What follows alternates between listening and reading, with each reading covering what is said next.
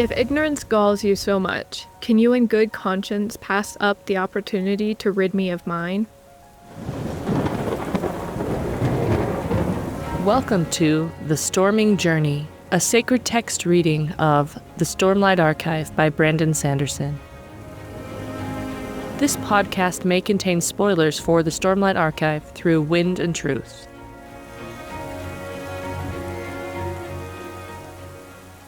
Welcome, everybody. I'm Elle, and I'll be the Ardent for this episode as we cover Chapter 5 of The Way of Kings. I'm Adam, and I'm today's Worldsinger. And I'm Liz. I'm the Veristitalian. So for today's World Singing, I wanted to talk about an opportunity that I had that I did not take. Instead, I decided not to take it. So during my senior year of my undergraduate, I was trying to figure out what to do and which way to go in life. And so I had applied for Teach for America, and I got accepted, and I was going to go to Louisiana. And I thought this was really great because I was like, this program, I can go for 3 years. I can teach in a high school, and I can get a master's degree in English for free and then go on to a graduate career afterward. And I had it all set out. But when I got the opportunity offered, it was to go teach special education classes.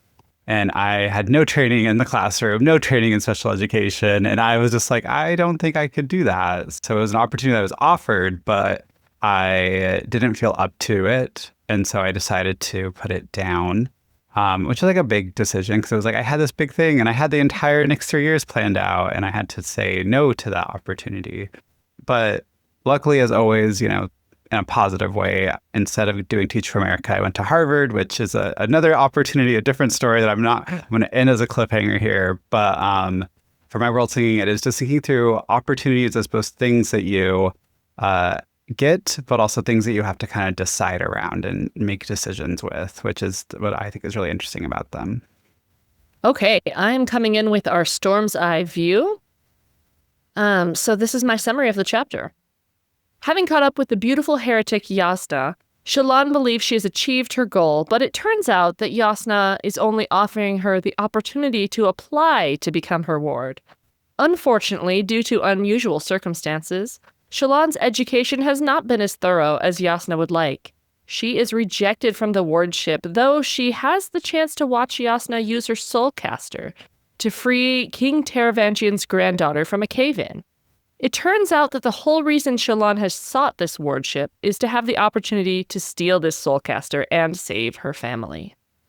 So I am actually going to start out with our Artifabrian Journal section to talk about a linguistic feature that is not necessarily in the book specifically, but it's my background, and I wanted to talk about it. In linguistics, you often have words that occur alongside other words. And so you can tell more about how a word is used by looking at what words are used alongside of it. The best known example of this is when bossy is used with women more than it's used with men. So bossy is a collocate with woman, but not a collocate with man. And so I think collocates are really interesting to look at. And I started thinking about collocates specifically because I was thinking about how we talk about opportunities. And you kind of touched on this, Adam, and your world singing of like, what are opportunities? Opportunities are things we take or things we have to choose. So there is a corpus, which is a large amount of text of contemporary American English that I consulted because I was curious about what kind of collocates were used with opportunity. And this is like opportunity, opportunities, like all forms of the word. And so nouns are things like student, employment, education, window, learning, challenge, growth, cost, career, investment, equality. And then you have adjectives like great, equal, economic, educational, unique, missed, perfect, rare, golden. And then verbs like give, provide, offer, create, miss, present,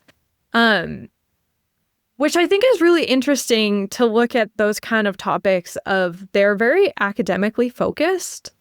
The COCA, the Corpus of English has like a topic section where they go a little bit broader than collocates and kind of look at words that occur in the whole document.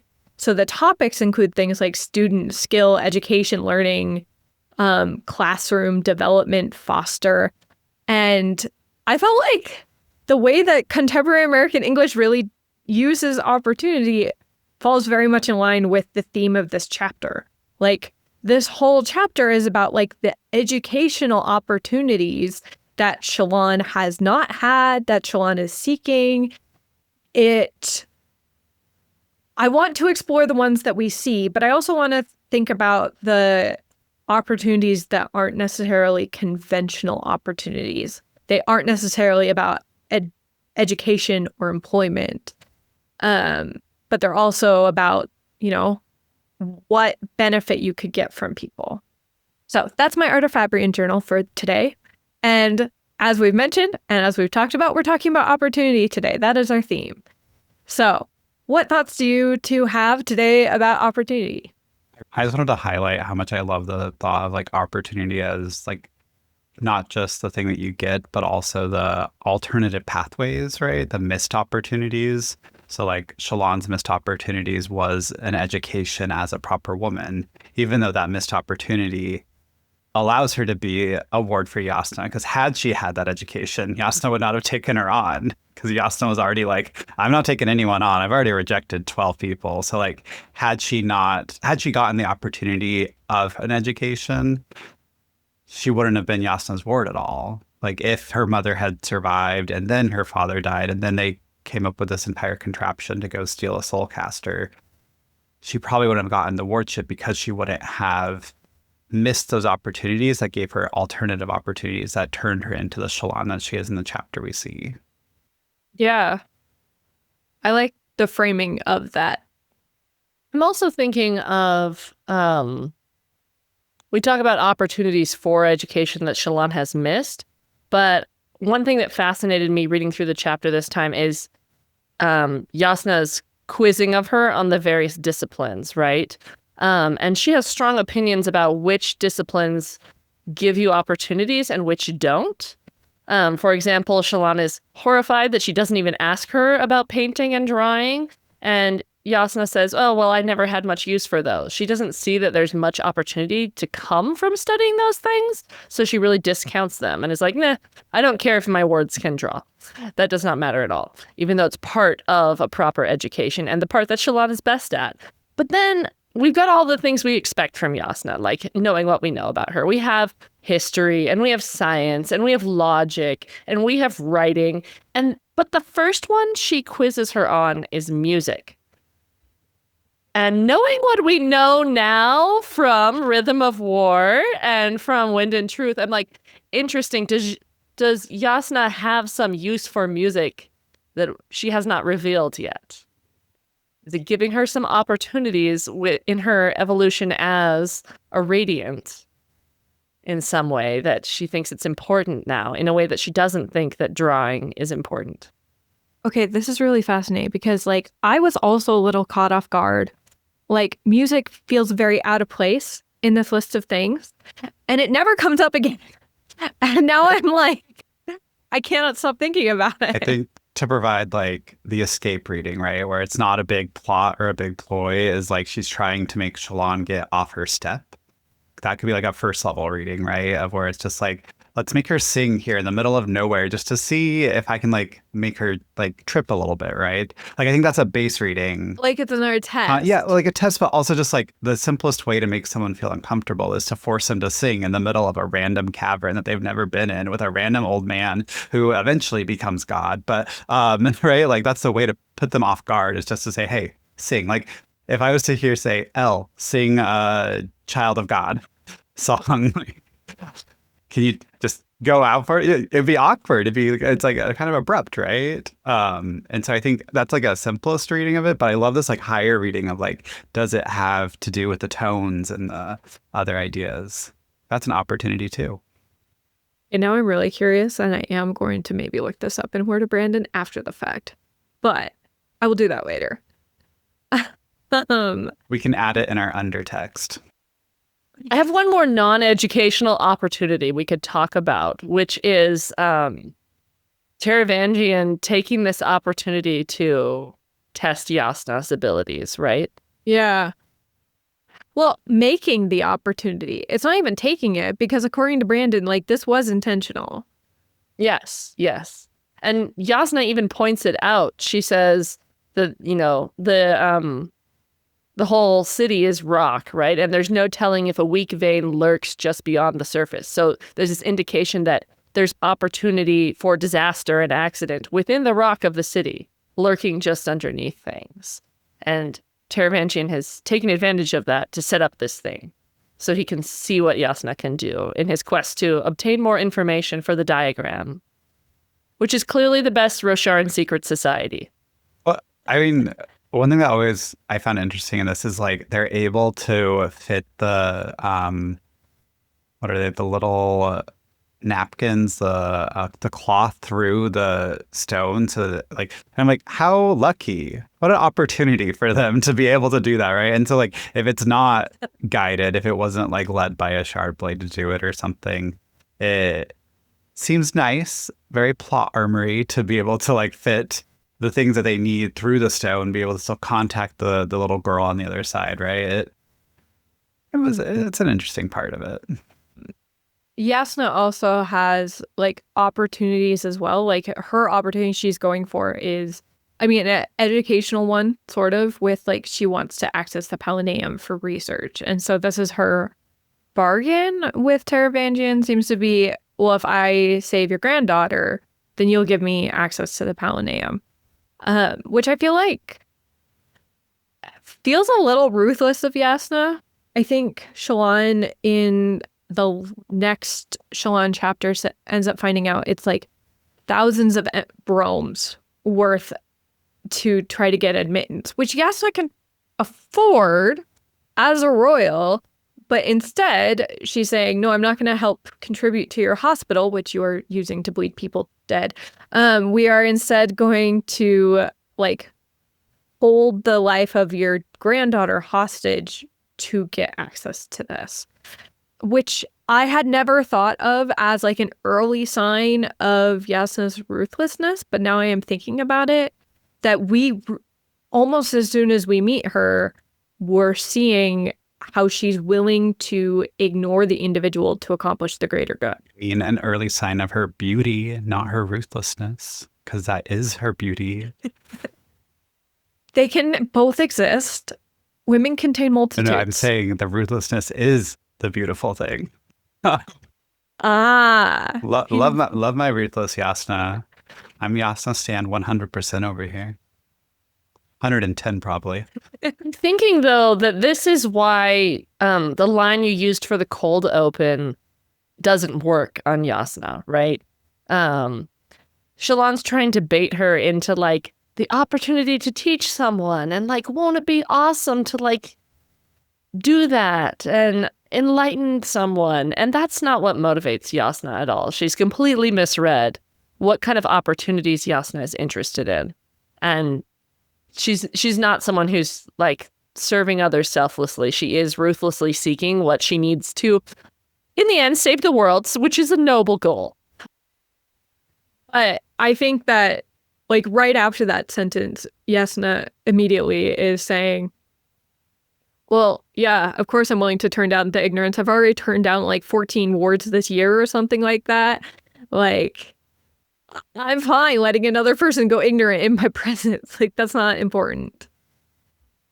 It does say something about, like, the hierarchy of education, right? There's always more people who want to gain education than there are people to give it. It seems like you can tell there's this kind of scarcity going on. And so Shallan's looking for an opportunity that is something rare and hard to get, and she didn't realize that. She just was sending letters and assuming it would be fine and that no one else would want to study with Jasnah because she was a heretic, in her very sheltered kind of way that, like, of course everybody is afraid of the heretics, and so they wouldn't want to hang out with her. Never mind that some of them might want to hang out with the heretic. We like our heretics. Shallan would never consider that. This is a heretic-friendly podcast. or at least we love everyone. Yes, we do. But that is the background Shallan comes from, is that she's very faithful and sheltered and does not consider that at all. I wanted to think just briefly about how Jasnah still like one of the opportunities that I think is like a small opportunity in the chapter is Jasnah's opening towards, and like the reason she's doing that, right? Because like if you think about Jasnah, why is she allowing wards to come visit her? And I think later on she mentions that it's like she assumes that another Night Radiant will try to find her, or that somehow the celestial threads will be torn toward her, right? And so like that's I think why she keeps her wardship open, because like it's very curious that she's doing all this work trying to figure out all this research, but she still takes time to accept applicants to be wards. And if she's doing that to, you know, see if there's a Knights Radiant who's going to come find her in some way, she's just said no to the Knights Radiant, right? Who was already a Knights Radiant before she was. And I think that's like a really interesting missed opportunity there, right? Where she like has these assumptions about the person who's going to come find her and be her ward that fall away with Shallan as like that opportunity side. So it's like that missed opportunity for Jasnah from like picking up this person who is already technically kind of a Night Radiant. I think part of the question too, I don't know how much we know of where Jasnah was at this point, but it's possible that like Ivory, for example, was looking for a spren and didn't see one, and so had informed Jasnah, hey, this isn't a candidate for your wardship because I don't see a spren. And I think that sometimes like we end up missing out on opportunities from other people because they don't have enough information, but we don't know what information they need and they don't know what information. Like there's just a disconnect in how you can provide each other information. Like I know I've had that with job opportunities in the past where I'm like, I would be perfect for this job if I could just explain to you why I'm perfect for this job. But they never get to my application because they don't see the quality they are specifically looking for, the degree they're specifically looking for. And I don't know, maybe the thing I want to take from that is being open to opportunities and not shutting things down because an opportunity doesn't meet a qualification that we have in one particular way. I was just looking at the end of the chapter where Jasnah's talking about her major opportunity and limitation of the opportunities is time, right? She has everything but time. And so she has to be very selective about what she's choosing. But sometimes that scarcity mindset about our time leads us to not consider things that we should consider because we're trying to be efficient. I think about like the missed opportunity for Jasnah here is also just not sharing what her research is. Like she keeps it so close to her vest that then we get the entire second book where Shallan doesn't even know what the research really was fully, right? Because Jasnah kept everything so close that she didn't even know that Jasnah was her. Wait, no, she did know that Jasnah was a Night Radiant, but like didn't know that she could else call or, you know, transform herself or do things like that. Or I guess like not else call, but like go into Shadesmar and stuff like that. And it's interesting because like keeping things so close to your vest is what kind of loses out on some opportunities, right? And not being entirely yourself is what it's like you're trying to fulfill certain roles or you're trying to fulfill certain requirements. Thinking about those job applications, for example, like when you apply for a job, you're trying to fit yourself into what they're looking for rather than just presenting yourself as yourself in many ways, because you're trying to get that job so badly and you want the opportunity so badly that like you start kind of like saying, oh, I can't like share that part of myself, or I can't share that part of myself, when it's like, in fact, perhaps it's better to just share all yourself and be open about like who you are so that other people can see like what you're looking for. Because I think if the counterfactual of this chapter, right, is Jasnah's open about her research and Shallan is open about her soulcaster and about her history, right? But then we wouldn't have fun, like multiple personalities with Shallan. But and we wouldn't have a book, right? But like I think like they're closed off on to the opportunities that could have happened from this moment. and the time they could have saved because they're hiding what they're saying and they're hiding their histories and things like that. I do kind of want to touch on one of the parts that we talked about really briefly with the contrast kind of between Shallan and Jasnah's opportunities. But like talking about how privilege impacts access to opportunities, both in Stormlight and kind of in real life. We have like Shallan, who is her parallel in this section of the book is with Kaladin. Both of them kind of growing up in a little bit backwater kind of places, and both of them getting somewhat of an education. And Kaladin, not because of who he is and because of the situation that he's in, ends up as a bridge crew member, versus Shallan being in this section where she's associating with royalty and going on adventures a little bit, especially compared to Kaladin's. So I was just wondering what thoughts you had about that. It is interesting because Kaladin also does have the opportunity for education, right? His parents have saved or obtained money for him to go become a surgeon in Kharbran. And Kaladin's the one who turns that down, right? Like, he had this opportunity secured for him, but through the circumstances of his life and like a family emergency, chooses not to take that opportunity anymore because he feels like he needs to protect his brother. So he throws away that opportunity because he's doing something more important on a personal level to him. And then like that opportunity itself becomes such a bigger opportunity too, right? Like very, very big when it comes to the fifth book and things like that, right? Like it's interesting because it's like we as people always think about that one opportunity, right? If I had been accepted to that one grad school, if I had been, accepted to that one job, my life would be so different. And it's like, I think we can get so caught up in something like that. Like if Jasnah had accepted Shallan the first moment versus us seeing Shallan having to like fight for this wardship, right? What's the difference of that? And like that, how we respond to opportunities seems a little bit more important than having or not having opportunities themselves,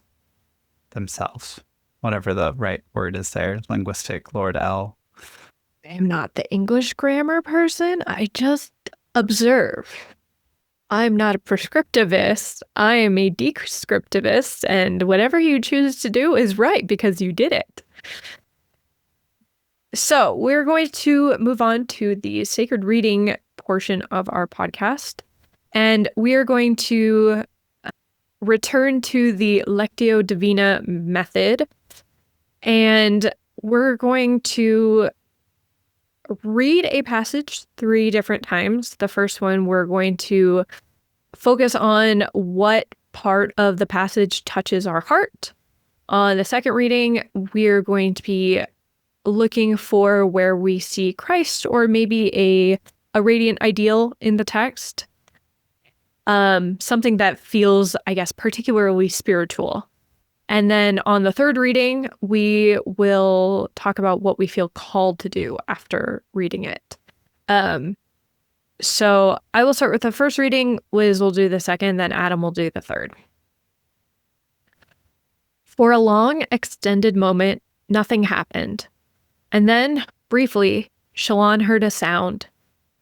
A low thrumming, like a distant group of voices, humming together a single, pure note. Is this our long extended moment? That was a very long extended moment in which nothing happened. Well, keep that in, Liz. I will. Okay.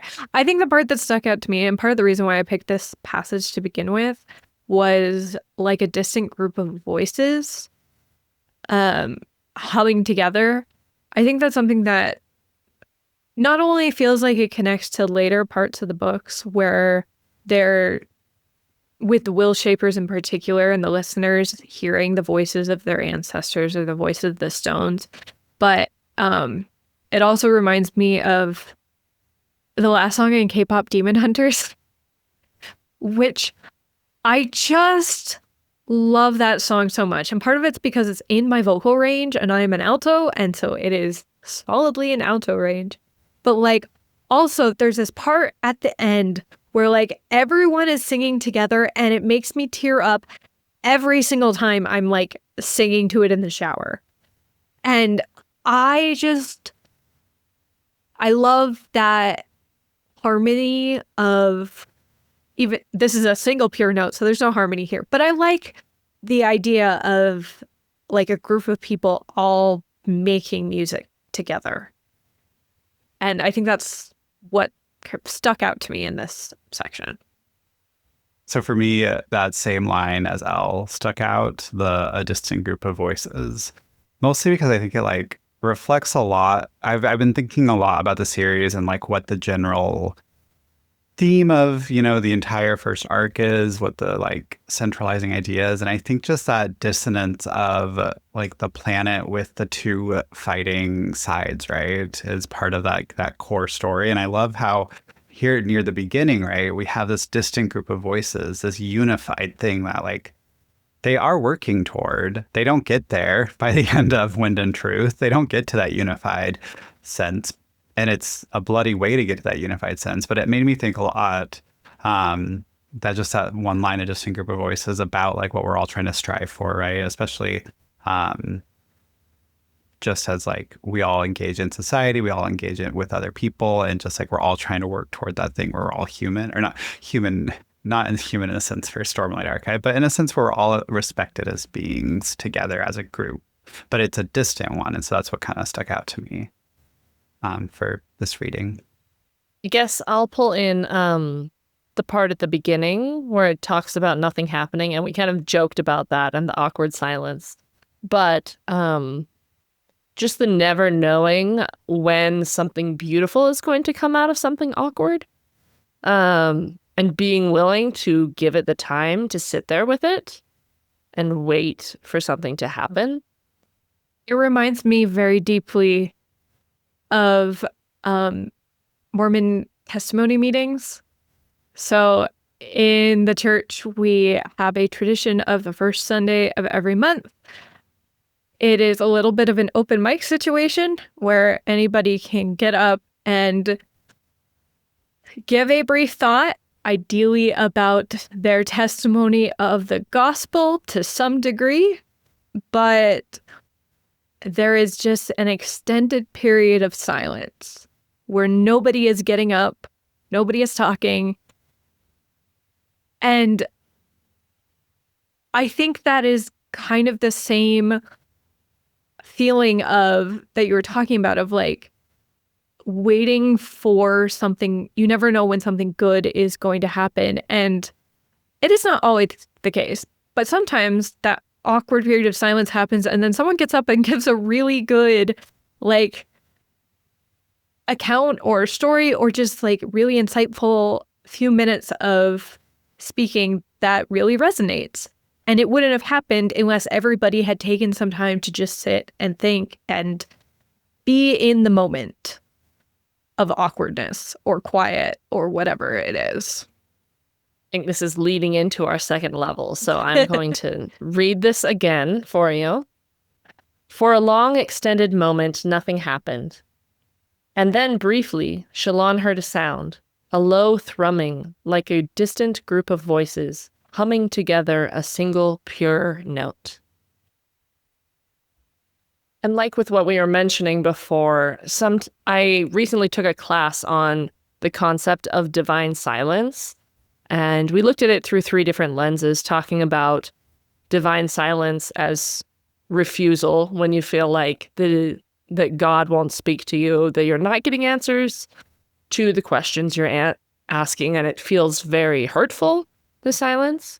And then through the perspective of perplexity, of feeling that the divine is ununderstandable, and the only way to approach it is to be okay with not being able to understand it and just be in silence. There's no words that can capture it.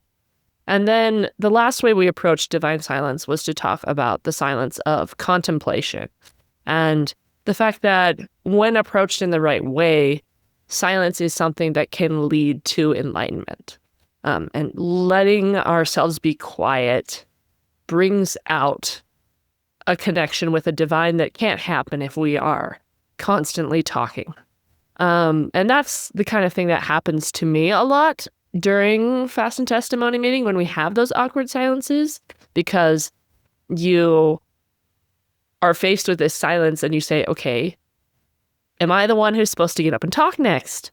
And you question yourself, and then you settle into this period where you just connect with the deeper things that you've maybe been ignoring because there was noise going on. There was somebody else speaking, and so there were other things to do. But the quiet lets you finally connect with the divine. That first element you mentioned of that divine silence is something that I have personally been struggling with a lot recently, which is why I feel very teary right now.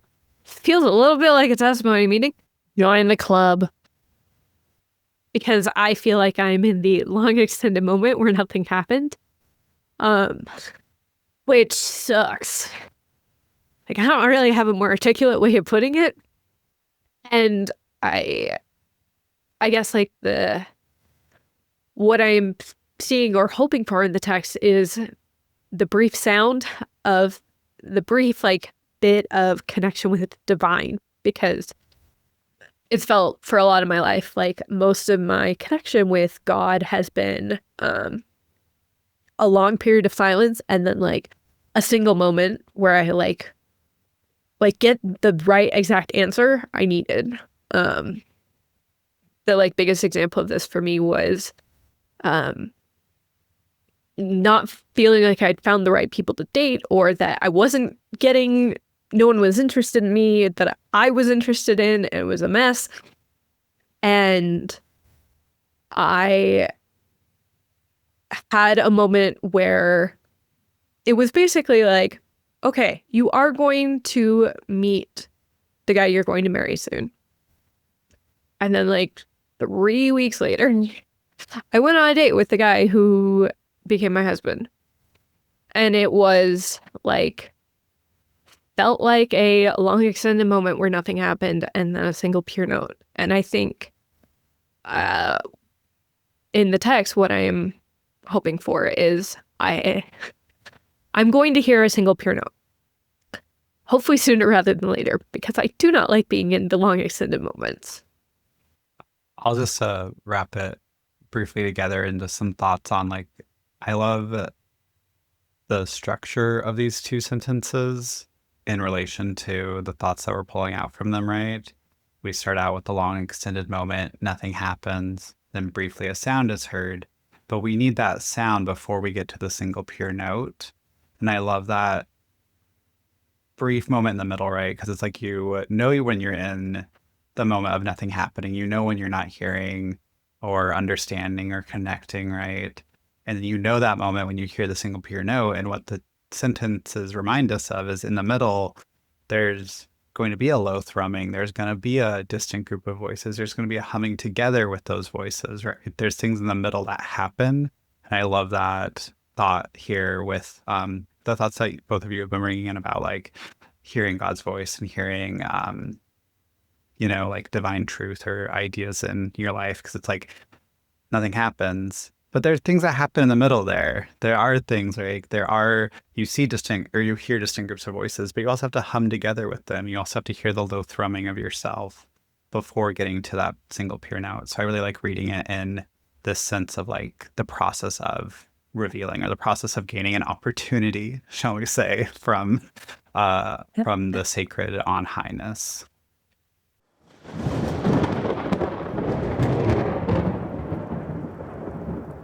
Okay, so I'm going to lead us into our third reading then. We'll see if we'll keep dry eyes from here. Our third reading is, we're looking at what we are called to do from this sentences, which I think usually leads into our wisdom of the heralds.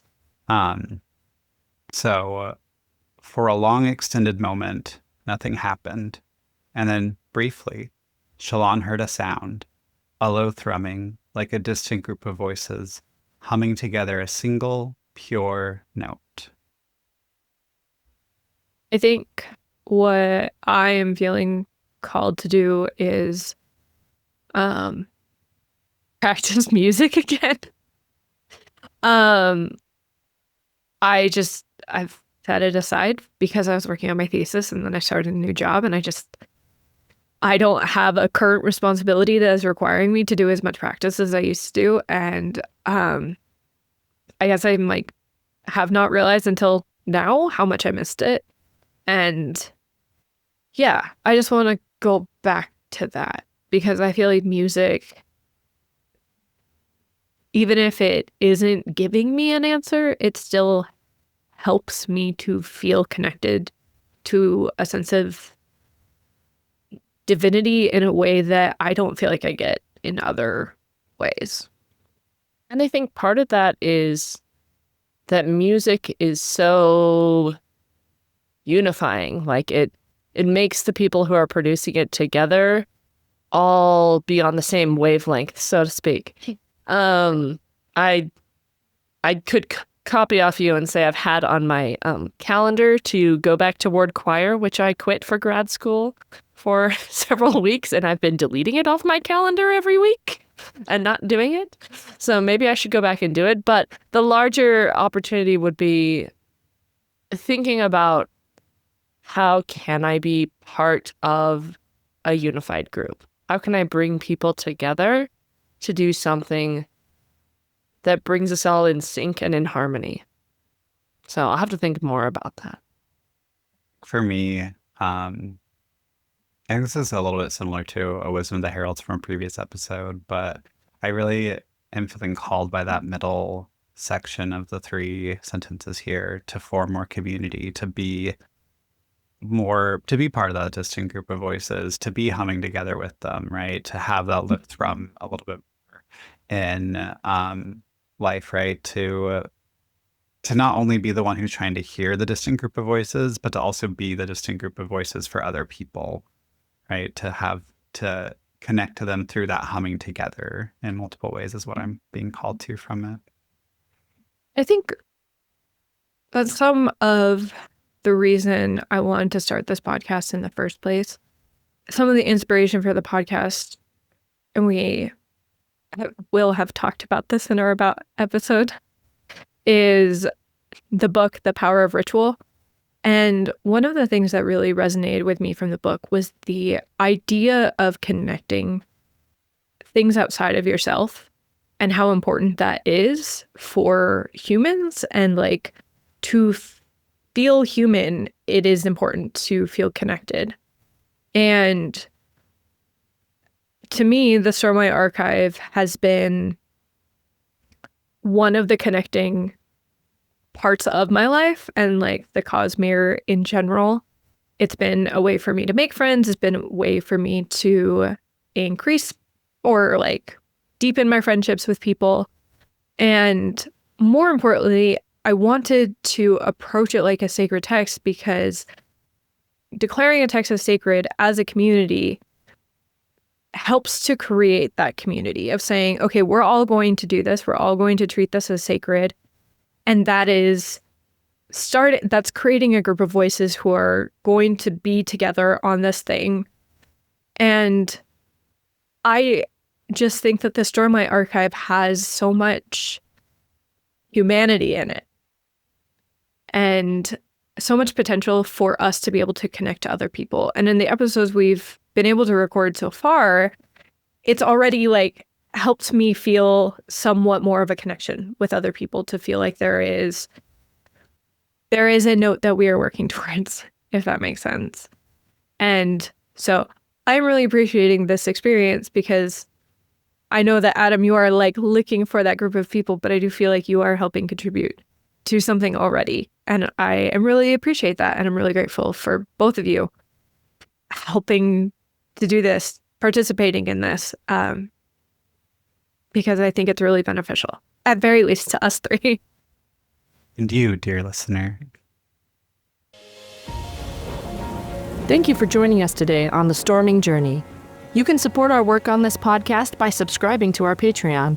leaving a review, or sharing the podcast with a friend. We hope you'll join us next week, and in the meantime, remember, journey before destination.